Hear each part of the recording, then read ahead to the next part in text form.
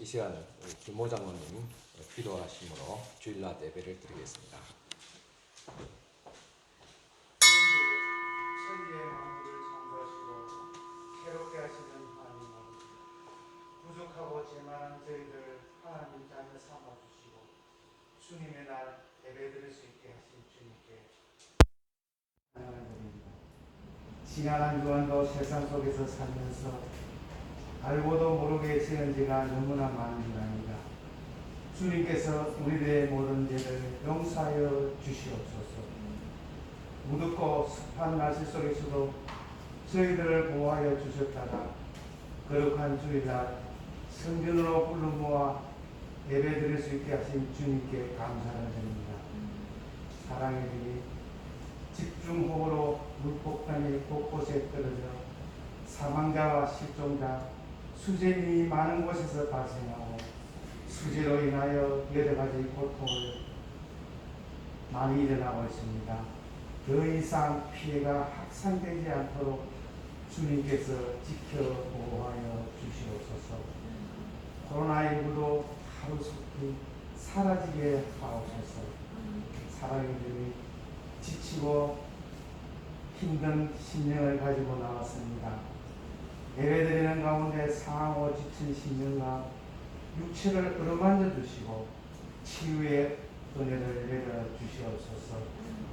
원치 않는 질병으로 투병적인 성도님, 또한 코로나19를 위하여 격리 치료 중인 성도님, 뜻하지 않는 사고로 치료 중인 성도님, 이 모든 것은 우리의 잘못이니 주님께서 보호하여 주시고 하루속히 회복되어 건강을 되찾게 하옵소서. 사랑의 주님, 오늘 목사님 말씀 전도하실 때에 우리의 문제가 해결받고 주님께 영광 돌리는 귀한 예배가 되게 하시며 말씀에 순종하는 역사가 일어나게 하시옵소서. 이 시간 말씀 전가하실 때 목사님께 지혜와 능력을 더하여 주시며 성령의 충만함을 주셔서 주님께서 맡기신 귀한 사명을 잘 감당하기에 조금도 부족함이 없는 목사님으로 삼아주시고 영육간에 강건함과 말씀의 권능도 주시옵소서. 오늘 예배 우리들에게는 하나님은 은혜가 되게 하시고 주님께 영광 돌리는 예배가 되게 하여 주시옵소서. 할 수 없는 재난과 재해 속에서도 우리를 보호해 주시는 예수님의 이름으로 기도합니다. 아멘.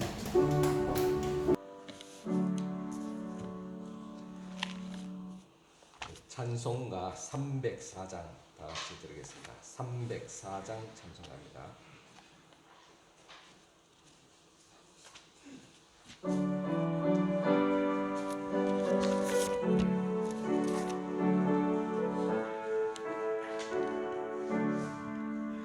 그것인 하나님의 사랑 말로 다 영영 못하네.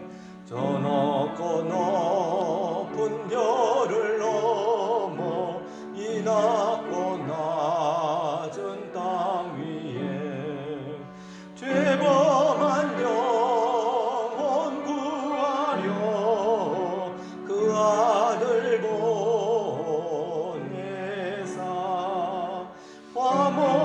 화목제물 삼으시고 죄 용서하셨네. 하나님 크신 사랑은 정량나 못하네. 영원히 변치 않는 사랑 성도여 찬양하세. 괴로운 시절 지나가고 땅 위에 영화세할 때 주 믿지 않던 영혼들은 큰 소리 외쳐 울어도 주 믿는 성도들에게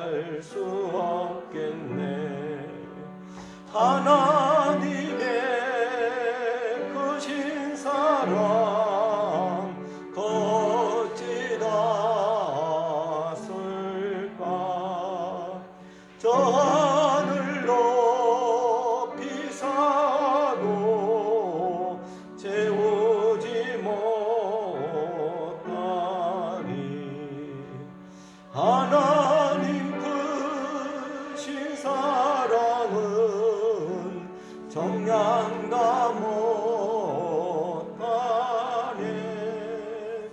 영원히 변치 않는 사랑 성도여 찬양하세.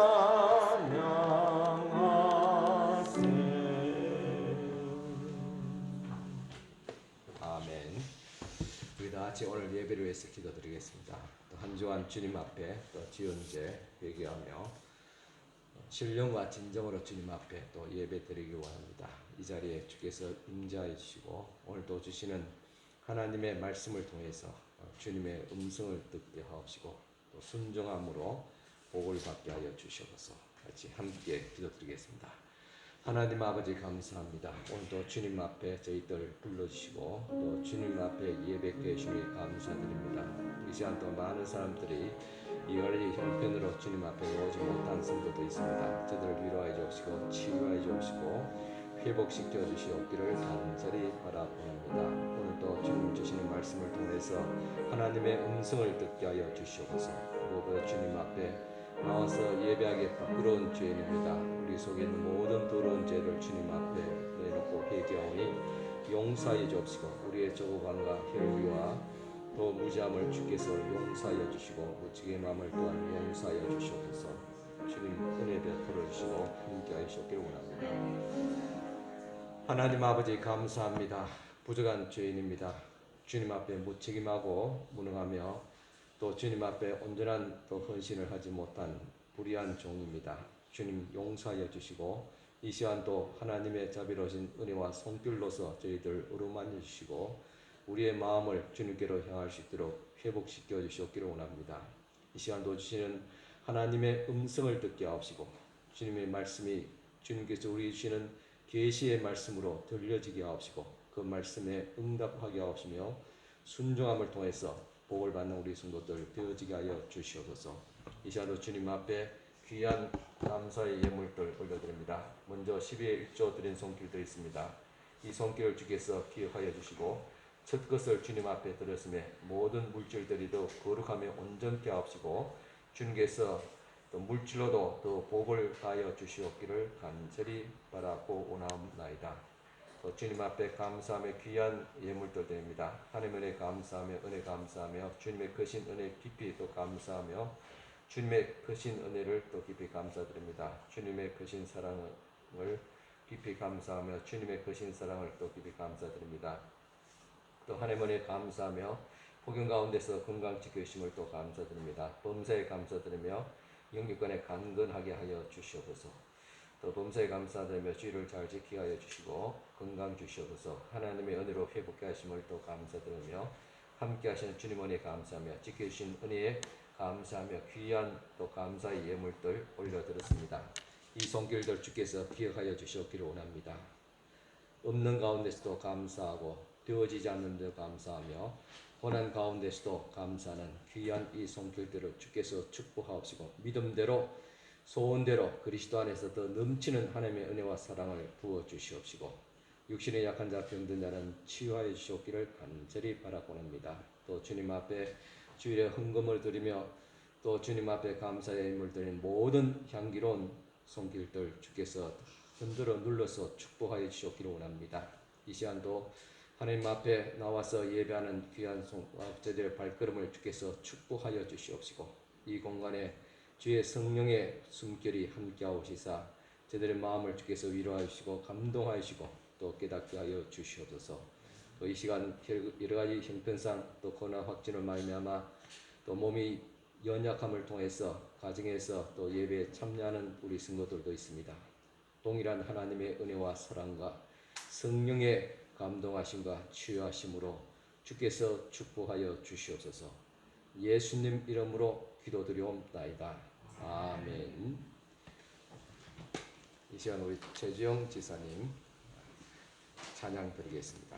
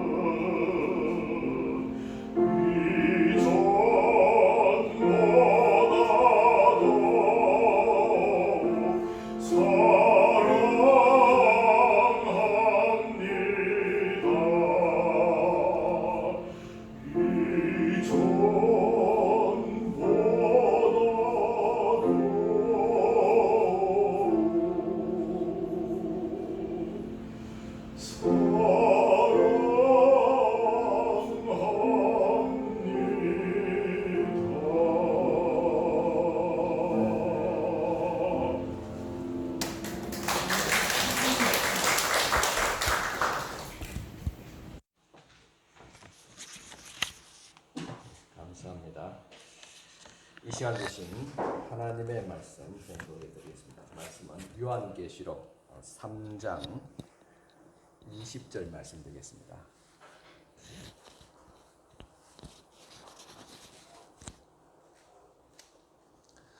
요한계시록 3장 20절 말씀입니다.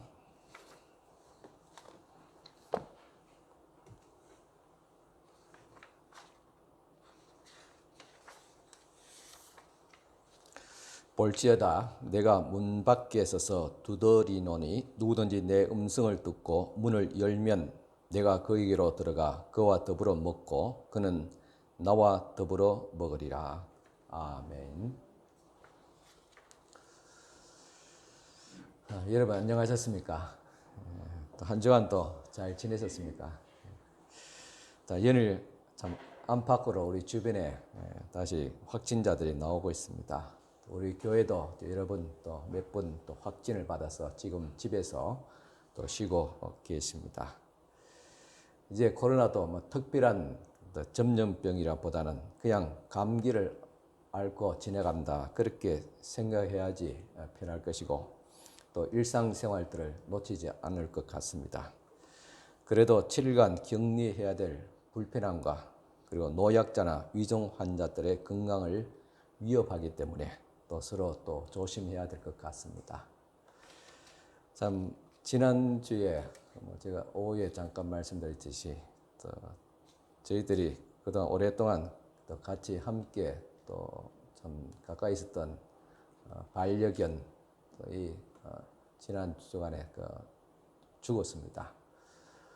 그래서 지난 주일 오후에 저희 집안 밭에 가서 묻고 그렇게 왔습니다.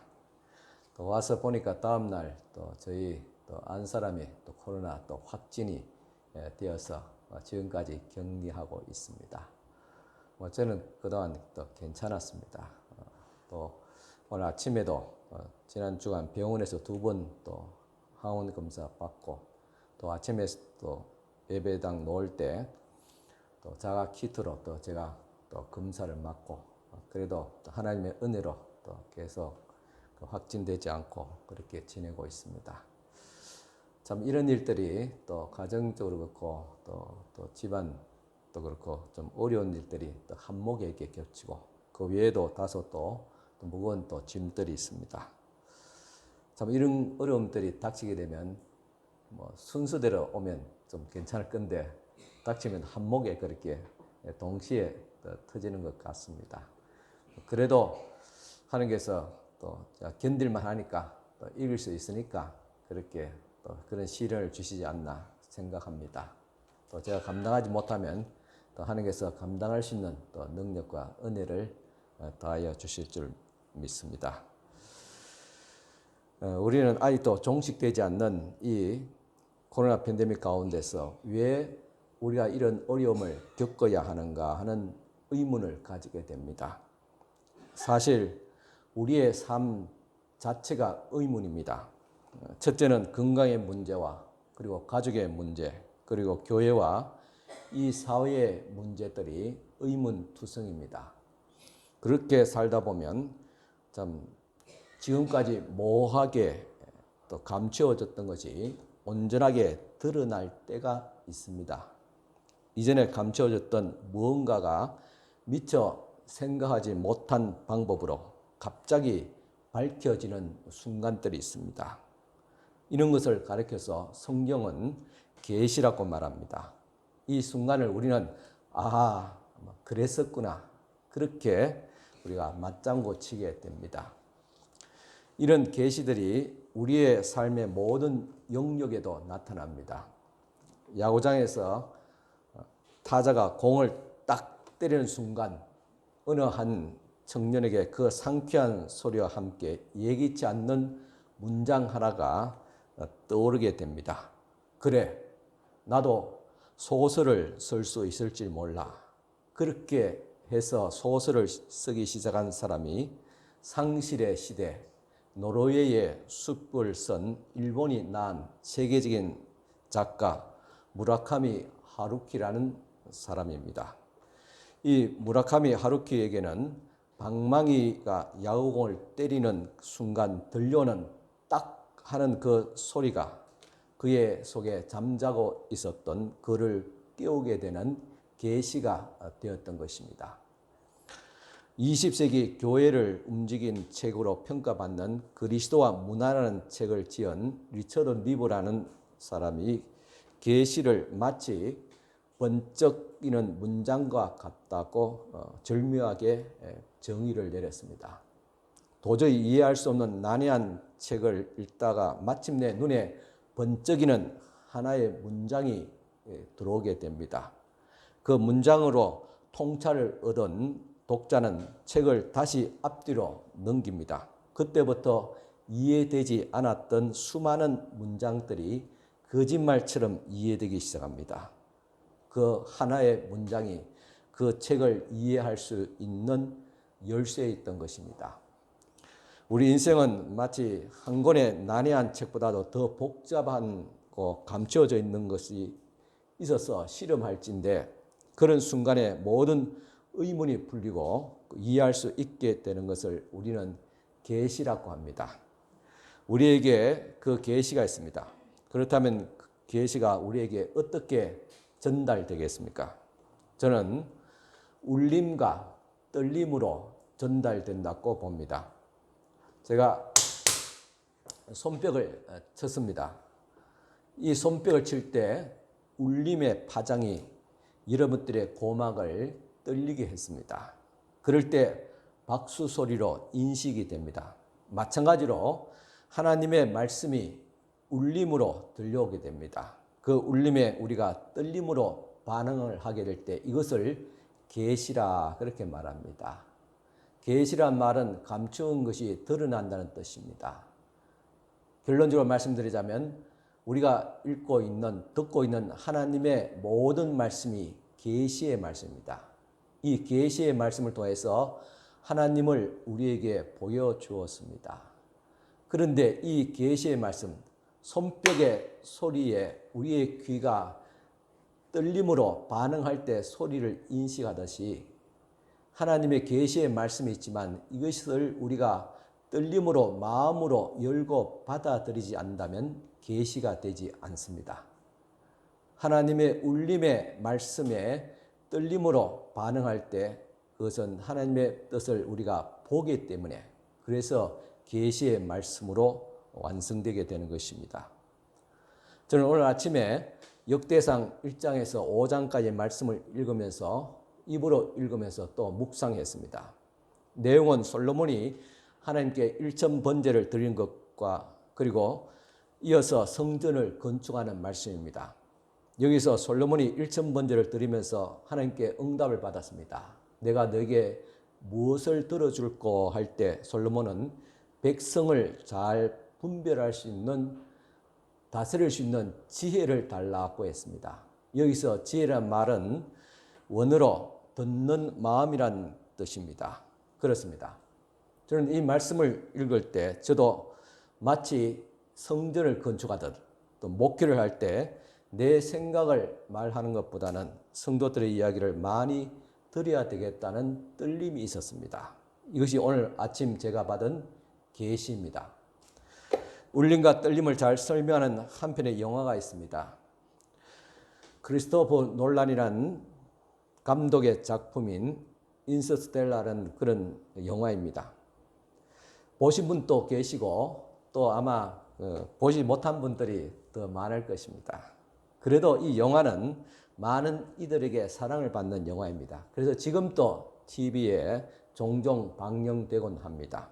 나중에 기회 있을 때 한번 보시기 바랍니다.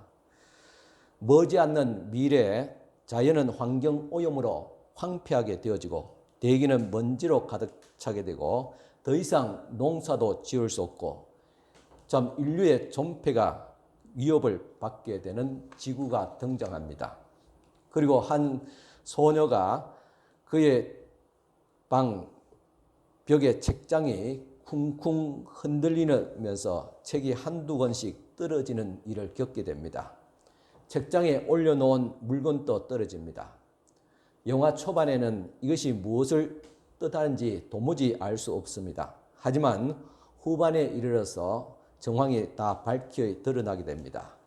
책들을 움직인 벽의 진동은 지구를 구하기 위해서 우주선을 타고 저 머나먼 행선으로 탐사를 떠났던 이 소녀의 아빠가 시간과 공간을 초월하는 다른 차원의 공간, 즉 블랙홀에서 딸의 방에 있는 사랑하는 어린 딸에게 책장을 두드리면서 보냈던 간절한 신호였던 것입니다. 처음에 딸이 무슨 신호인지 알지 못했습니다. 그럴 때 아빠는 예탁에 더 세게 책장을 반대편에서 치게 됩니다. 그 울림이 딸에게 죽어간 책장 위에 놓여있던 시계의 초침을 떨리게 했습니다. 이것을 본 딸은 아빠가 다른 차원의 세계에서 보낸 신호인 줄 알게 되었고 그 신호를 해석하여서 지구를 재앙으로부터 구하게 됩니다. 저는 이 영화에서 다른 차원에서 지구에 있는 딸에게 구원의 메시지를 알리려고 간절하게 책장을 치던 아빠의 모습에서 우리 주님의 모습을 본 듯 했습니다. 우리 주님도 우리를 구원하시기 위해서 다른 차원의 세계에서 한없이 우리에게 울림의 신호, 즉 계시의 말씀을 보냈습니다. 그런데 그 신호에 떨림이 없는 우리의 심령을 보시면서 얼마나 안타까워 하셨는가를 이해하게 됩니다. 우리도 그런 경험할 때 있습니다. 내가 진심으로 이야기하는데 상대방이 받아주지 않을 때 속이 상합니다. 내 마음이 마치 하나의 상자라면 이 상자를 열어서 그 속에 있는 것을 다 보여주면 좋겠지만은 그럴 수 없는 것이 답답한 것입니다. 그러면서 우리는 주님의 심정을 이해하게 됩니다. 이처럼 성경에 나타난 계시, 울림은 우리와 만나기를 바라시고 우리의 생명을 회복하여 주시기를 원하시는 하나님의 은혜로운 열망이라고 할 수 있습니다. 그 열망이 성경 한 절에 잘 나타내고 있습니다. 계시록 3장 20절입니다. 볼지어다 내가 문 밖에 서서 두드리노니 누구든지 내 음성을 듣고 문을 열면 내가 그에게로 들어가 그와 더불어 먹고 그는 나와 더불어 먹으리라. 이렇게 우리 주님은 이 시간 또 우리의 마음의 문을 이와 같이 두드리면서 울림을 우리에게 전하고 있습니다. 계시는 하나님을 알 수 없게 된 나, 그분과 연락이 두절된 나를 향한 하나님의 변함없는 두드림입니다.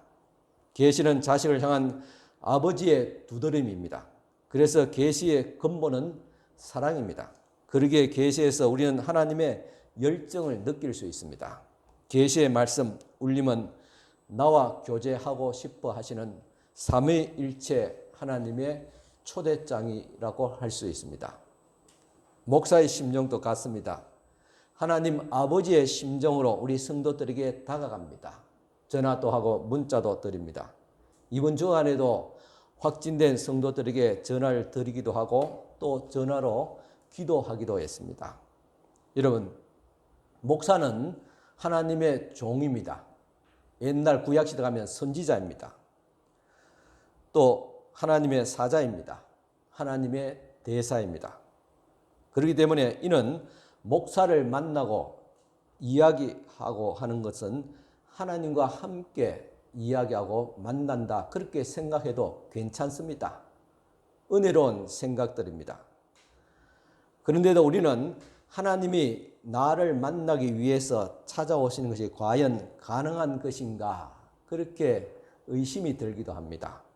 하지만 예수님이 제자들에게 하나님을 아버지라고 소개한 것을 한번 생각해 보면 좋겠습니다.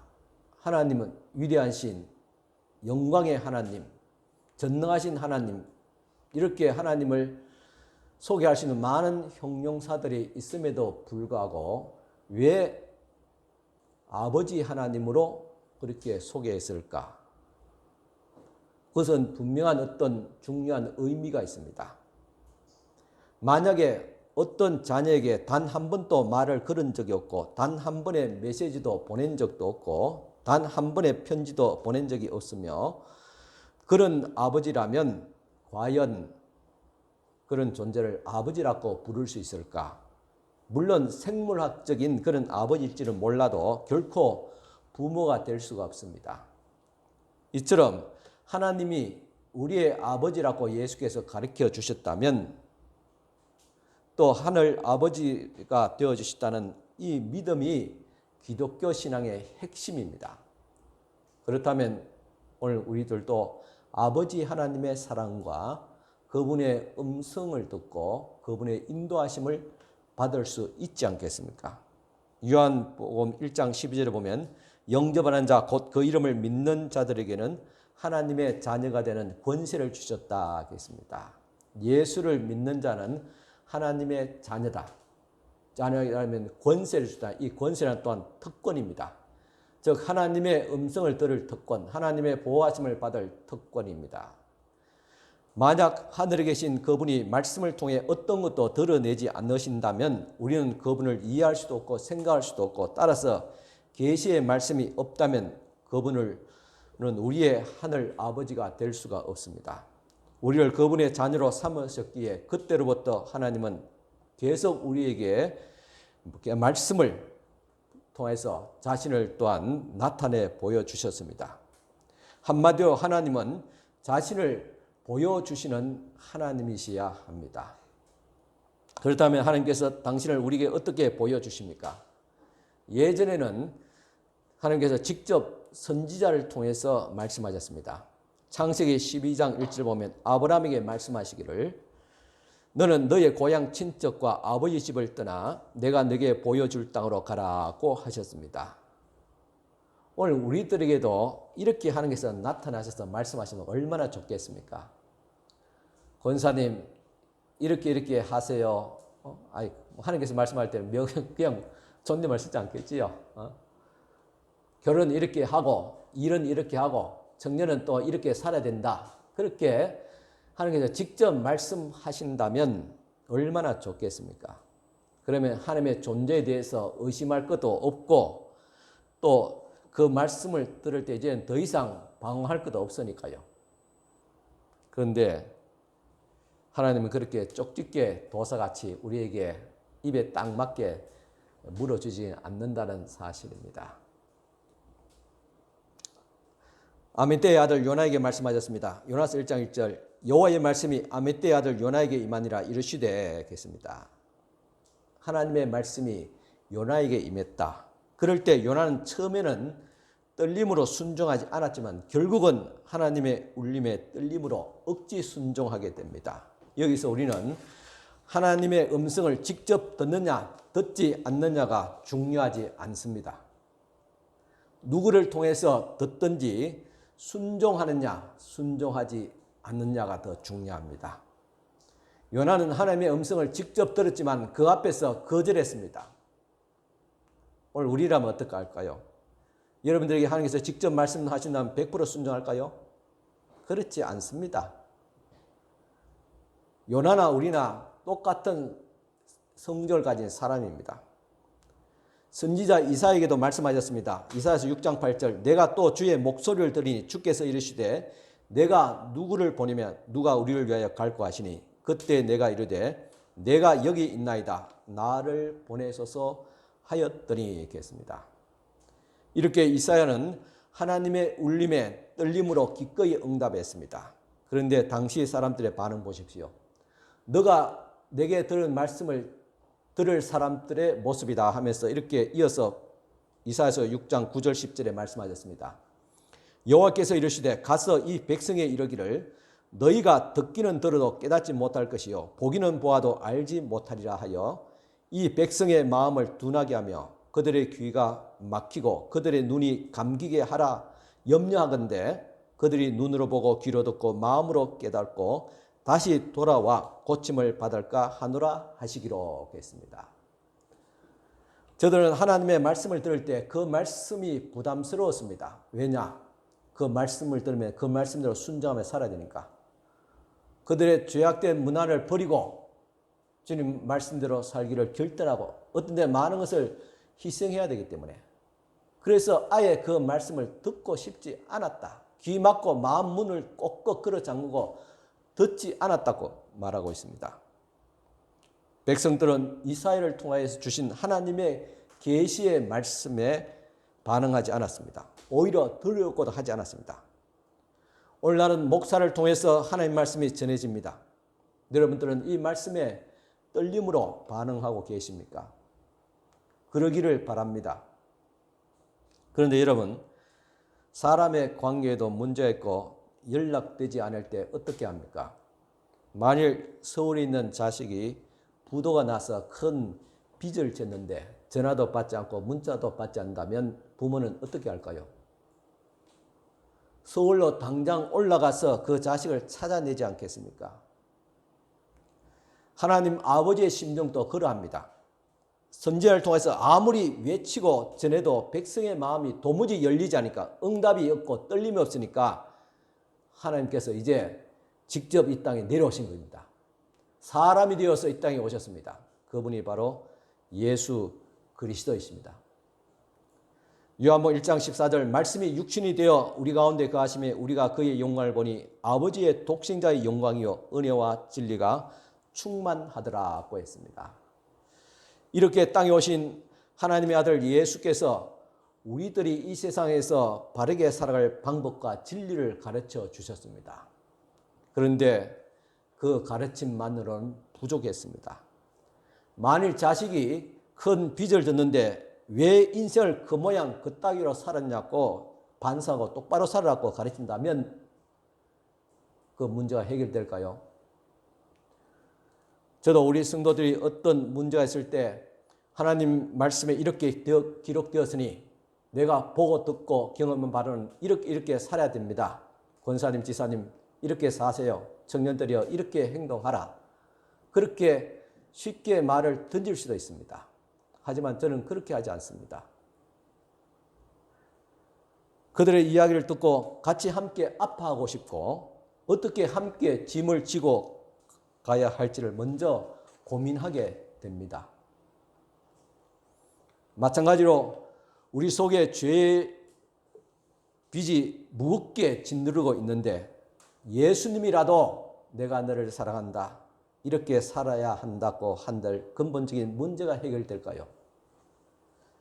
큰 빚을 지고 있는 자식이라면 부모가 모든 것을 팔아서라도 그 빚을 갚아야 됩니다. 갚아줍니다. 그래야지 근본적인 문제가 해결됩니다. 우리 예수께서도 우리의 죄의 빚을 갚기 위해서 대신 십자가에서 죽으셨습니다. 왜 그래야만 했을까요? 창세기 2장 17절 말씀 보니까 선악을 알게 하는 나무의 열매는 먹지 말라. 내가 먹는 날에는 반드시 죽으리라 하시니라. 이 말씀대로 죄를 지은 사람은 반드시 죽어야 하기에 대신 죽으신 것입니다. 마치 자식의 빚진 자식을 구하기 위해서 부모가 가진 모든 것을 털어서 빚쟁이로부터 그 아들을 참 구해내는 것과 같습니다. 로마서 6장 23절입니다.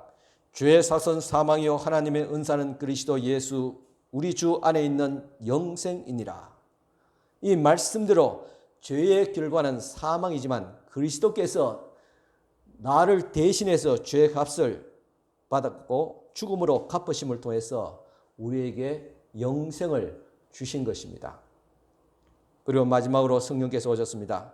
예수께서 이렇게 말씀하셨습니다. 요한복음 14장 26절에 보혜사 곧 아버지께서 내 이름으로 보내실 성령 그가 너희에게 모든 것을 가르치고 내가 너희에게 말한 모든 것을 생각나게 하리라. 그리고 성천하시면서 또 이렇게 말씀하셨습니다. 사도행전 1장 4, 5절에 사도와 함께 모이사 그들에게 분부하여 이르시되 예루살렘을 떠나지 말고 내게서 들은 바 아버지께서 약속하신 것을 기다리라. 요한은 물로 세례를 베풀었으나 너희는 몇 날이 못되어 성령으로 세례를 받으리라 하셨느니라고 하셨습니다. 이처럼 주님께서 약속하신 성령이 오시면 우리 마음에 큰 울림이 일어나게 됩니다.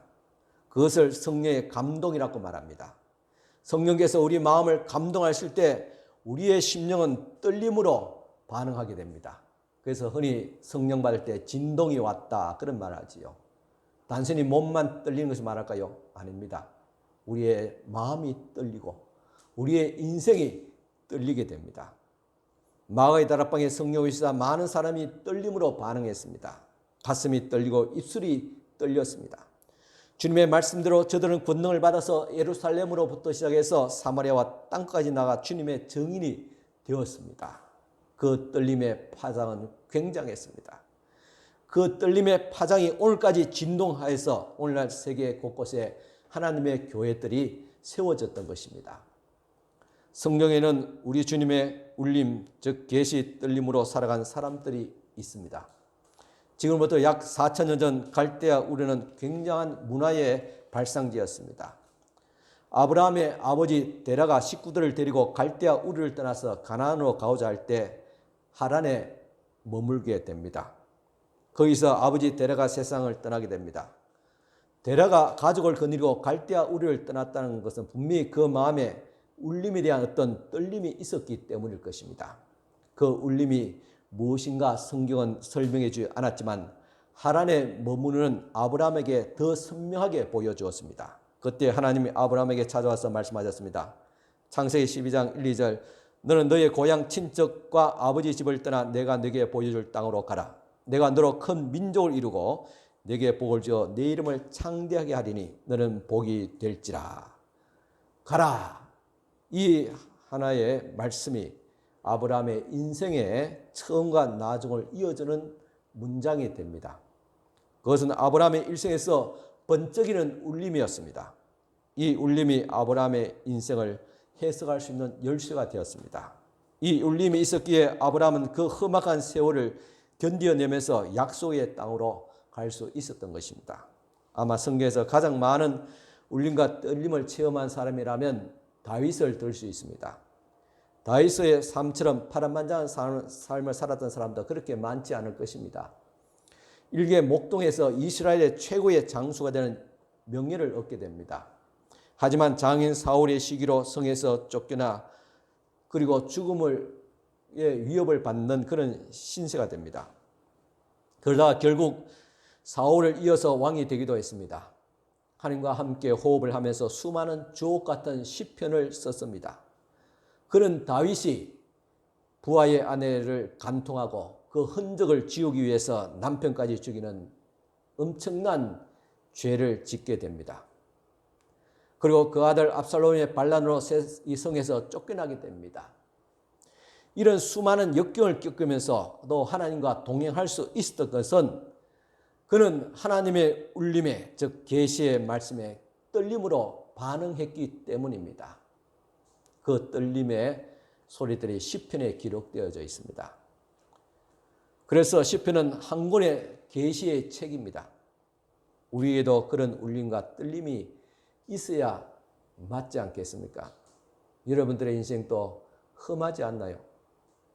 거기에서 온갖 사고와 사건들을 만나지 않습니까? 그럴 때 어떻게 살아갑니까? 우리 찬송간장 우리 같이 함께 부르고 말씀을 이어가겠습니다. 주보였습니다. 복음성가 인생길 험하고 마음지적 같이 찬양 드리겠습니다.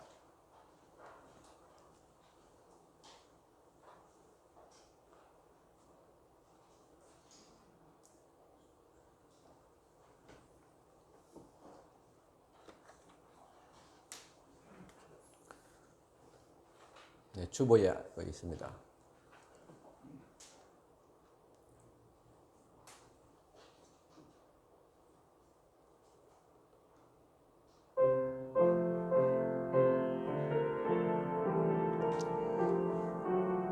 인생길 험하고 마음지쳐 인생길 험하고 마음지쳐 살아갈 용기 없어질 때 너 홀로 앉아서 낙심치 말고 예수님 품으로 나오시오.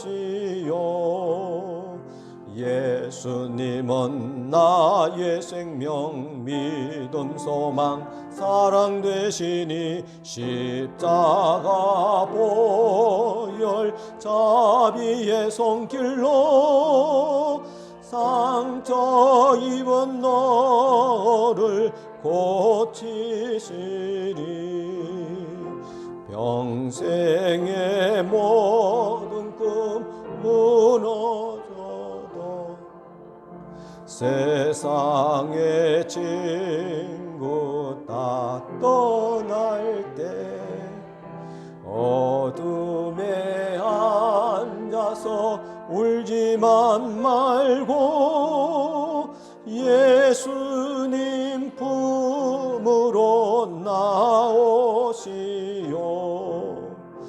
예수님은 나의 생명, 믿음, 소망, 사랑 되시니 십자가 보혈 자비의 손길로 상처 입은 너를 고치시리.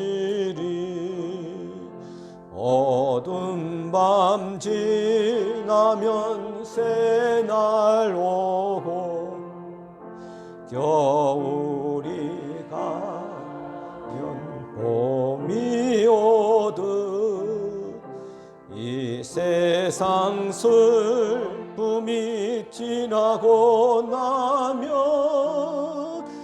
광명한 새날이 다가오네.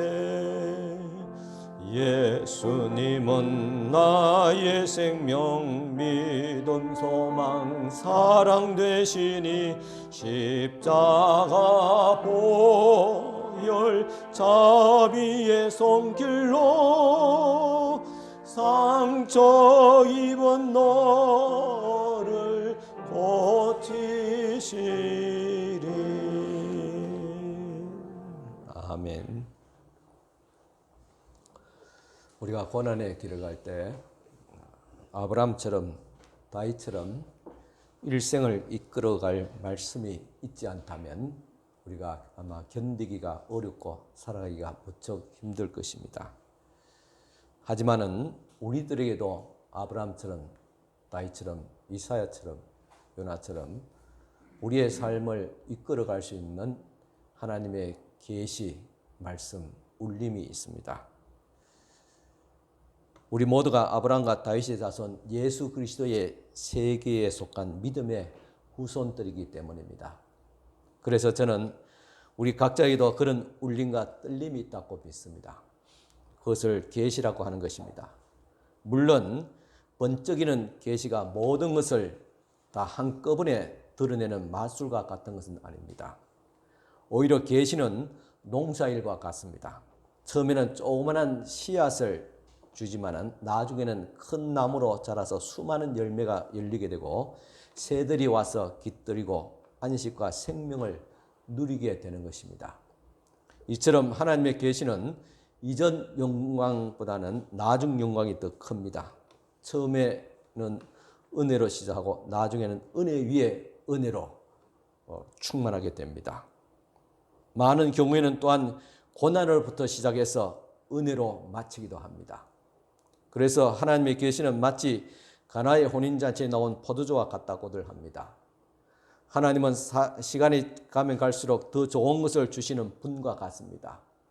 준비한 포도주가 떨어지자 주님은 물로 포도주를 만들어 주셨습니다. 그 포도주를 가져다가 잔치 맡은 자에게 주었더니 그는 이렇게 말합니다.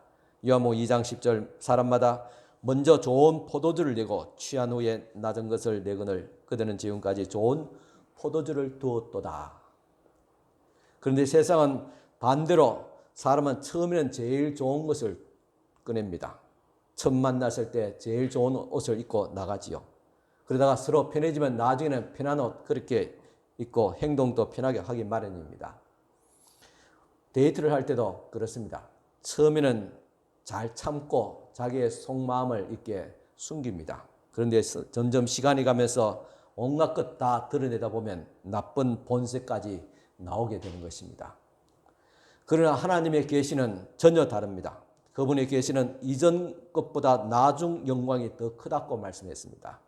그래서 계시를 받은 사람은 세월이 흐를수록 소망이 더욱 견고해지고 값진 인생을 사는 것과 같습니다. 때로 하나님의 계시인 울림은 인생의 역경과 생각하지 못한 어려움을 통해서 받는 경우들도 있습니다. 20세기 영국 교회를 이끌어간 설교자로 평가받는 마틴 로이스 루터 존슨 목사는 어릴 때 살았던 집이 화재로 전소되고 말았습니다. 가까스로 구출된 어린 소녀에게 찾아온 그 화재는 그야말로 번쩍이는 계시였습니다. 그가 10살 때 일입니다. 그의 아버지는 경제적 재기를 위해서 몸부림치고 어린 로이드 존슨은 아버지가 운영하는 가게에서 우유 배달을 하면서 청소년 시절을 보냈습니다. 그렇게 고생한 끝에 보람이 있었습니다. 의과 대학에 들어갔습니다. 그런데 그는 졸업 직후에 취득한 대학 병원의 종신 교수직을 포기하고 복음 전도자의 길을 가게 됩니다. 집의 화재와 그리고 가난한 삶을 경험한 그가 어떻게 부와 명예를 한꺼번에 걸머쥘 수 있는 자리를 마다하고 또다시 가난한 복음 전도자의 길을 갔을까? 당시 그의 마음에 세운 평생의 신조가 있었는데 이 세상에 지나친 소망이나 과도한 기대를 품지 않겠다는 것입니다. 그는 천국 소망을 더 중요하게 여겼습니다. 보이는 세상보다도 보이지 않는 하나님의 나라를 소망했던 것입니다.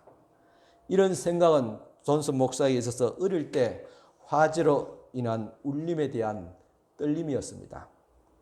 우리들도 지난 날을 돌아보면 나를 향한 하나님의 노크와 같은 극적인 위기와 순간에 번쩍이며 찾아오는 그런 사건과 그런 일들이 있지 않았습니까? 모세를 봐도 그러합니다. 출애굽기 3장에서 그는 불타는 떨기나무 숲에서 하나님의 음성을 들은 후에 이스라엘을 바로의 손에서 구해내라는 명령을 받게 됩니다. 이는 큰 울림이었습니다. 그때 모세는 이전처럼 광야에서 장인의 양이나 치면서 살 수 없게 되었습니다. 왜냐? 너무나 큰 그 울림에 가슴이 떨렸기 때문입니다. 계시를 받은 모세는 예전의 삶을 더 이상 지속하지 못합니다. 그의 삶을 뒤집기 위해서 주어지는 큰 울림이 있었기 때문입니다. 사도 바울도 다메섹으로 가는 길을 위해서 예수 그리스도의 나타남을 체험하고 교회를 박해했던 유대인의 삶에서 이방인에게 복음을 전하는 삶으로 뒤바뀌게 됩니다. 하나님의 울림에 떨림으로 순종했던 것입니다. 사도 베드로는 환상을 통해서 하나님이 유다인과 그리고 이방인을 모두 교회 공동체로 초대하신다는 계시를 받게 됩니다. 그리고 이방인 백부장 고넬료의 집으로 발걸음을 내딛게 됩니다. 이 울림에 대한 떨림으로 앞으로 세워질 위대한 로마 교회의 전주곡으로 들려지게 되었던 것입니다. 계시는 이렇게 사람의 마음을 울리고 떨리게 하는 인격적인 그런 사건입니다. 그래서 우리가 예수를 믿는다는 것은 결코 머리로만 귀로만 듣는 것은 아닙니다. 그분을 가슴으로 만나야 됩니다. 즉 울림에 대한 떨림으로 가슴으로 받아들여야 됩니다. 계시 중에서 최고의 계시, 울림 중에서 최고의 울림이 있습니다. 그것은 예수 그리스도의 성육신 사건, 사람이 되어서 이 땅에 오신 사건이었습니다. 성육신은 하나님이 당신의 모습을 확실하게 보여주신 사건입니다. 그래서 예수님은 하나님의 최고의 계시입니다. 우리가 하나님이 어디 계시냐, 하나님이 어떤 분이냐, 하나님께서 어떤 생각을 가지고 어떻게 말씀하시냐, 물론 구약의 선지자를 통해서도 말씀했지만은 그분께서 사람이 되어서 이 땅에 오심을 통해서 더 명확해졌습니다. 더 분명하게 보여지고 들려졌습니다. 그런데 하나님이 사람이 되어 오신 사건은 자기 낮춤이었습니다. 그분은 우리를 위해서 왕궁을 선택하지 않으시고 가난한 외딴집 말구유의 누였습니다. 그래서 이 땅에 오신 우리 주님을 만나기 위해서는 다른 곳이 아닌 구유로 가야 됩니다. 왕궁 같은 곳에서 주님을 만나기란 참 어려울 것입니다. 그래서 계시의 울림은 구유의 시간에 받을 수 있게 설정되어져 있지 않나 그렇게 생각이 듭니다. 생각해 보면 건강할 때 계시를 받는 경우는 참 드문 것 같습니다. 하지만 병들고 고난을 받을 때 그 계시는 마치 고압선에 연결된 것처럼 번쩍하면서 우리에게 다가옵니다. 전에도 한번 말씀드렸지만 저희 어머니가 둘째 형이 교통사고로 한 다리를 절단한 수술을 할 때 불구자가 될 형과 함께 죽으려고 그렇게 마음으로 결심했습니다. 그 순간에 거부할 수 없는 하나님의 평안이 다가왔습니다. 이때 저희 어머니는 계시를 받은 겁니다. 이 계시가 저희 어머니를 살게 했고 우리 가족을 살게 했습니다. 그래서 인생의 최고의 계시는 우리가 낮은 곳에 있을 때 때론 위기 가운데서 받곤 합니다. 계시는 낮은 곳에 오신 하나님을 나도 낮은 곳에서 마주하게 됩니다. 그리고 그 만남의 사건은 희미해져 갔던 우리 인생의 많은 의문과 어떻게 살아가야 될지 방황했던 우리에게 소명을 반드시 다시 새롭게 해주는 사건입니다. 루터는 하나님이 계시되는 분이며 동시에 숨어 계신 분이다 하겠습니다.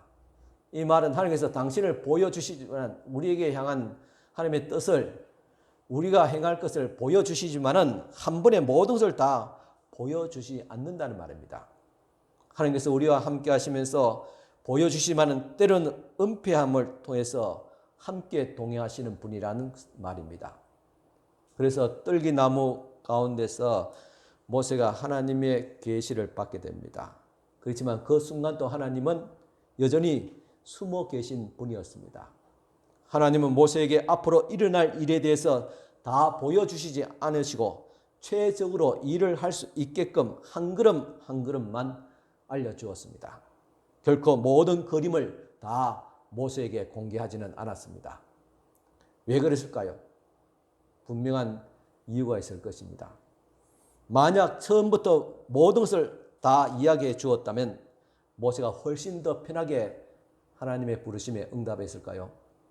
그렇지 않을 것입니다. 만약 죄다 말씀하셨다면 모세는 아예 시작할 염두도 내지 못했을 것입니다. 하나님이 10번의 재앙을 다 내리신 후에야 바로가 무너질 것이라고 미리 알려주었다면 모세는 처음부터 바로 앞에 서지 않았을 것입니다. 하나님이 만약 몇 달이면 가나안 땅에 도착할 수 있는 일을 40년이나 걸릴 것을 이 이야기를 미리 알려주었더라면 모세가 그 백성을 이끌고 광야로 나갈 수 있었을까요? 결국 모세가 약속의 땅에 들어가지 못할 것이란 이야기, 모세와 함께 출발한 1세대는 거의 모두가 광야에서 낙오될 것이란 이야기를 미리 알려주셨더라면 모세가 내 백성을 이끌고 가라는 그 명령을 따를 수 있었을까요? 아마 미리 알았다면 순종하기가 어려웠을 줄 압니다. 하나님은 모세와 그 백성에게 눈앞에 보이는 오늘과 내일 일만 보여주셨기에 하루하루 하나님의 인도하심을 따라 갈 수 있었던 것입니다. 저도 목회가 이렇게 어려울 줄을 알았다면 처음부터 아예 시작하지 않았을 것입니다. 여러분 앞에 이렇게 서 있을 이유도 없습니다. 사모도 마찬가지입니다. 그래서 이제 어떤 사람이 우리 청년이 신학교 간다니 또 사모가 되겠다면 저는 도시락을 들고 따라다니면서 말릴 것입니다. 이때까지 저도 모르고 그래 사명받으니 가봐라 그렇게 말했지만 이제는 말릴 거예요. 가지 마라. 아무나 한 것이 아니다. 그래도 가겠다고 우기면 진짜 사명받은 거겠죠. 그죠? 걸려야 되잖아요. 제가 결혼 생활이 이렇게 힘들 줄 알았다면 아예 결혼하지도 않고 아마 자식도 낳지 않았을 것입니다. 제가 인생의 살기가 이렇게 어려울 줄 알았다면 욥처럼 이 땅에 태어난 나를 저주하면서 태어나지 않았으면 좋을 것을 그렇게 노래했을 것입니다. 이렇게 오늘 우리는 앞일을 알지 못하기에 하나님의 계시의 말씀 울림을 들으면서 하루하루 떨림으로 살아가게 되는 것입니다.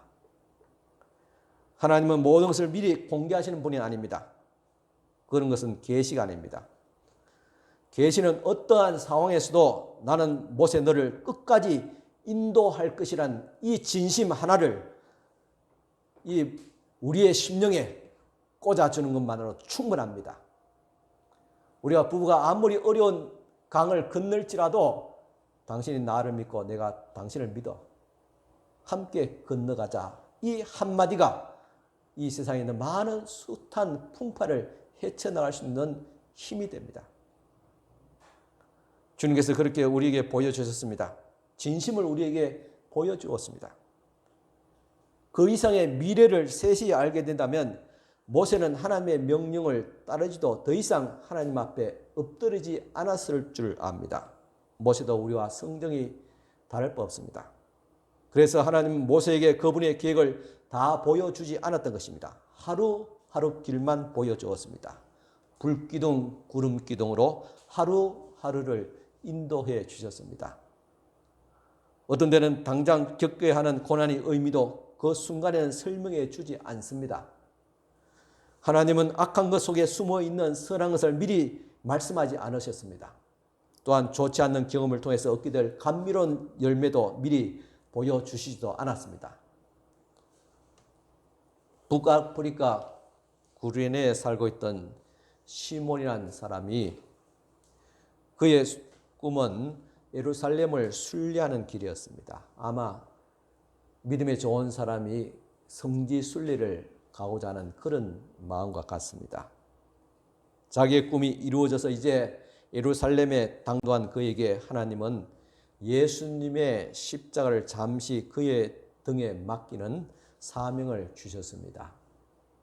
마태복음 27장 32절에 나아가다가 시몬이란 구레네 사람을 만나매 그에게 예수의 십자가를 억질로 지어가게 하였더라고 했습니다.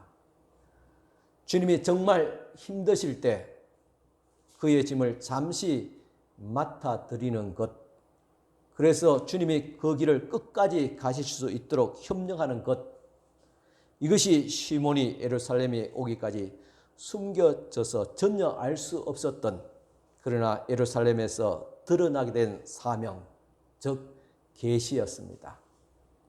그의 일생에서 이건 큰 울림이었습니다. 처음에 그는 그 십자가를 기꺼이 지지 못했습니다. 이해도 하지 못했습니다. 짐작컨대 예루살렘에 성지 여행을 왔는데 재수없게 이런 사형 죄수가 지는 십자가를 져야 하는가 하는 푸념을 털어놓았을 줄 압니다.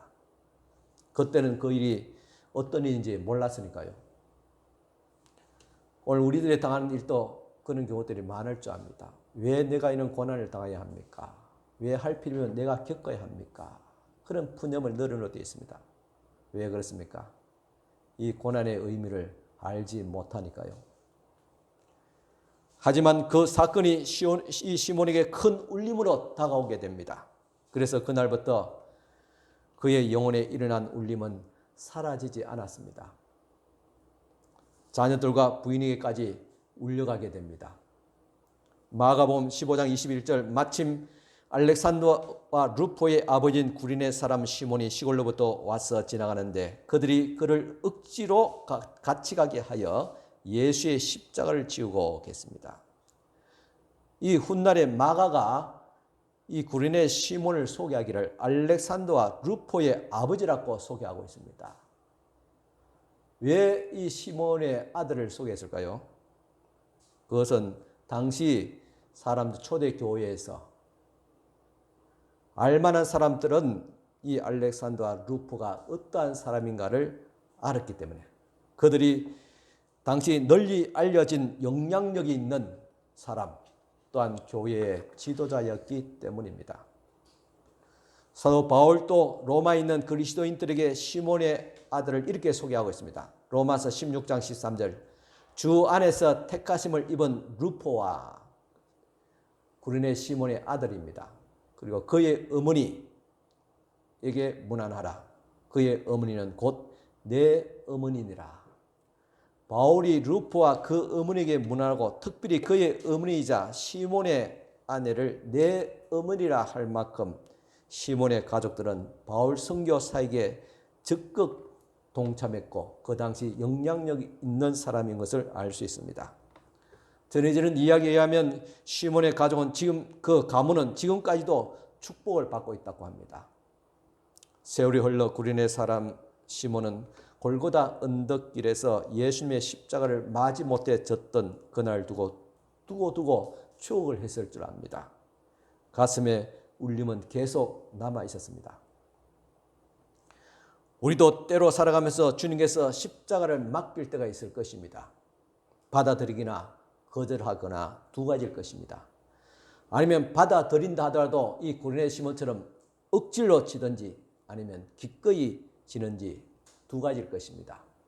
하지만 분명한 것은 억지로 지든 또한 기꺼이 지든 십자가는 하나님의 큰 은총입니다.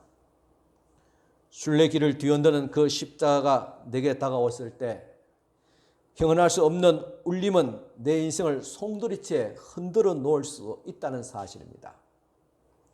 일본의 작가 무라카미 하루키가 야구 방망이가 공을 딱 치는 순간 그 딱 소리에 영감을 받아서 세계적인 작가가 되었다면 우리에게는 비교되지 않는 우리 삶의 송두리째 바꿔놓을 수 있는 큰 울림이 있습니다. 그 큰 울림이 바로 하나님의 말씀입니다. 말씀이 육신이 되어 오신 예수 그리스도입니다. 그분의 말씀을 생각나게 하고 떨림으로 계속 이어지게 하는 성령입니다. 제가 다시 손뼉을 쳤습니다. 이 손뼉의 울림이 여러분들의 귀에 떨림으로 들리지 않습니까? 이처럼 하나님의 말씀을 들을 때 떨림으로 받아들일 수 있기를 바랍니다. 요한계시록 3장 20절입니다. 볼지어다 내가 문 밖에 서서 두드리노니 누구든지 내 음성을 듣고 문을 열면 내가 그에게로 들어가 그와 더불어 먹고 그는 나와 더불어 먹으리라 하고 있습니다. 이 말씀대로 주님의 음성을 듣고 마음의 문을 열면 우리 예수께서 내 마음에 들어오셔서 내 인생을 송두리째 흔들어 놓을 것입니다. 그리고 모든 문제가 해결되며 풍성한 삶을 누리게 될 것입니다. 주님의 말씀의 울림을 통해서 오늘도 떨림으로 그렇게 살아갈 수 있기를 간절히 축원합니다. 기도드리겠습니다. 하나님 아버지, 내 인생길 험하고 비록 어려울지라도 오늘도 우리의 가슴을 고동치는 주님의 세미한 음성이 있고 말씀이 있길래 오늘도 그 말씀에 떨림으로 순종하며 주님께서 우리에게 부탁하신 길을 가게 하여 주시옵기를 원합니다. 구린의 시몬은 억질로 십자가를 지도 하나님께서 그 가문을 그렇게 엄청나게 축복해 주셨거늘 오늘 저희들도 기꺼이 때론 억질로라도 주님께서 주신 십자가 주님께서 또한 다 감당해야 하지만은 작은 부분이라도 이 인생길에서 내가 자리매김해야 될 그 십자가가 있다면 기꺼이 지고 주님과 함께 동행하게 하여 주시옵기를 원합니다. 그 십자가 비록 어렵고 힘들지라도 주님 감당할 수 있는 은혜와 능력을 다하시고 믿음과 사랑을 다해 주옵소서. 예수 그리스도의 마음으로 지고 가게 하여 주시옵시고 이 시간도 우리의 마음을 한없이 두드리고 계시는 우리 주님의 그 울림에 오늘도 떨림으로 마음의 문을 열고 예수 그리스도를 영접합니다. 주님께서 내 삶에 내 인생에 내 가정에 하나님의 교회 위에 충만하게 임재하여 주시옵소서. 나를 다스려 주시고 내 인생을 책임져 주시고 주님의 말씀과 주의 인도하심에 순종하며 살아갈 수 있도록 하여 주시옵소서. 내가 이루어지지 못한 것 주님의 능력으로 하나님의 은혜로 이루어지게 하옵시고 내가 해결하지 못한 문제 내 안에 계신 그리스도께서 해결하여 주시고 내가 견디지 못할 때 그리스도가 함께함을 통해서 능히 감당할 수 있도록 은혜를 베풀어 주시옵소서. 우리는 지금 모든 국민들이 아니 전 세계가 코로나 팬데믹과 환경의 재앙이라는 무거운 짐을 지고 가고 있습니다. 우리 인생을 주님께서 불쌍히 여기시고 굽어 살펴 주시옵소서. 우리 주 예수께서 임재하여 주시사 이 어려움에서 우리를 구원하여 주시옵소서, 회복시켜 주시옵소서. 우리 구주 예수 그리스도 이름으로 간절히 기도드리옵나이다. 아멘. 다 같이 일어서서 찬송가 505장 2절 드리겠습니다.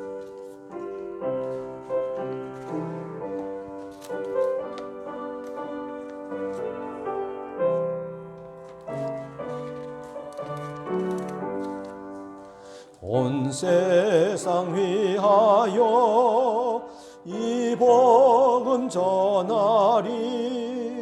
저 죄인 회개하고서 주 예수 믿어라. 이 세상 구하려 주 돌아가신 것 나 정거하지 않으면 그 사랑 모르리. 전하고 기도해 매일 정인 되리라. 세상 모든 사람 다 듣고 그 사랑 알도록. 아멘. 축복 기도 드리겠습니다. 지금은 우리 주님 예수 그리스도의 은혜와 하나님의 크신 사랑과 성령님의 감화 교통 충만하신 은총이 오늘 이 시간도 주님 전 앞에 나와서 예배하는 사랑하는 우리 모든 성도들과 유라이 형편으로 다음 온라인상에서 유튜브를 통해서 예배에 참여하는 사랑하는 우리 모든 성도들 위에까지 지금부터 영원토록 함께 있을지어다. 아멘.